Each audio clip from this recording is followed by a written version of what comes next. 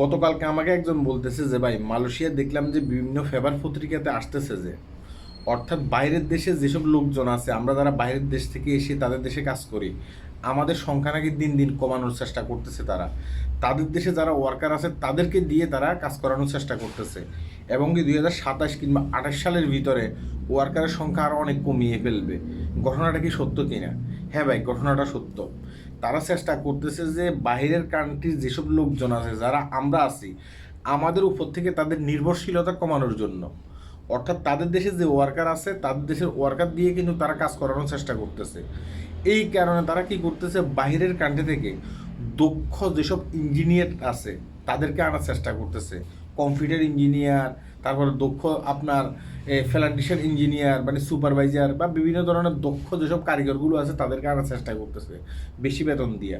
তারা চেষ্টা করতেছে তাদেরকে এনে তাদের দেশের যে লোকজন আছে তাদেরকে কাম শেখানোর জন্য, তাদেরকে কাম শিখিয়ে তাদেরকে দিয়ে কাজ করানোর জন্য তারা চেষ্টা করতেছে যে তাদের দেশের যে টাকা আছে যেন তাদের দেশেই থাকে, এরা তারা চেষ্টা করতেছে।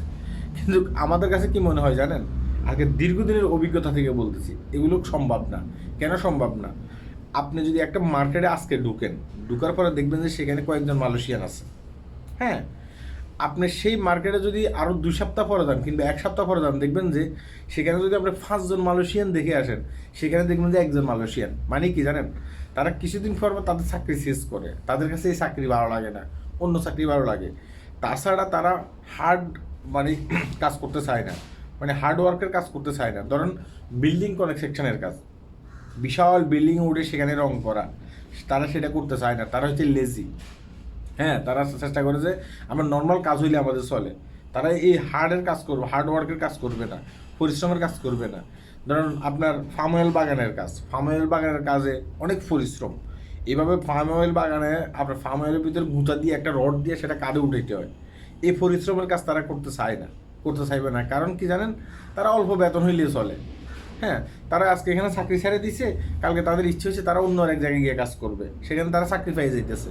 সেটা অনেক ক্ষেত্রে আপনার পক্ষে আর আমার পক্ষে সম্ভব না। ঠিক আছে, এই কারণে আমার কাছে মনে হয় না যে হ্যাঁ তারা শ্রমিক কমাতে পারবে। তারা যতই চেষ্টা করুক না কেন তারা এভাবে শ্রমিক কমাতে পারবে না। কারণ তাদের দেশের লোকজন তারা খুবই মানে পরিশ্রম কম করতে চায় আর কি। হ্যাঁ, এমনকি হার্ড ওয়ার্কের কামগুলো করতে চায় না। তো শ্রমিক লাগবেই, তারা যতই চেষ্টা করুক না কেন শ্রমিক লাগবেই। ঠিক আছে, এগুলো নিয়ে আমাদেরকে চিন্তা করার কোনো দরকার নেই। কিন্তু হ্যাঁ, এখন দেখা গেছে কি বাংলাদেশ থেকে শ্রমিক আনা বন্ধ করে দিছে। এখন কেন বন্ধ করছে সেটা আমরা সকলে জানি। দালালের উৎপাতের কারণে শ্রমিক আনা বন্ধ করে দিয়েছে। কিন্তু অন্য অন্য কান্ট্রি থেকে শ্রমিক কিন্তু ঠিকই আসতেছে মালয়েশিয়াতে। এখন একটা সময় দেখা গেছে কি আমাদের দেশ থেকেও শ্রমিক আসবে, আমাদের বাংলাদেশ থেকেও শ্রমিক আসবে। হ্যাঁ, কিন্তু দেখা গেছে কি একটু সময় লাগবে আর কি, এটা আর কি। আল্লাহ হাফেজ।